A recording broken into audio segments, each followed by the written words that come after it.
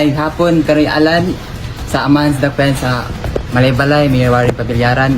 Dako salamat tungkay sa imong gihatag nga Ernest Gig na nanadyon ang Barangay Nabok kaugalingon nga Ernest Gig para gid sa pagpractice sa mga batanon kay ganisod ng taon ng training kay wala mi gear niya, di mi pagka-actual sa mga ideas, di na ko siya buhat og ayo kay dili safety, so masakitan gyud sila kung maigo so karon nga nanay gear confident gyud ang mga batanon nga mag-try sa striking. Daghang salamat.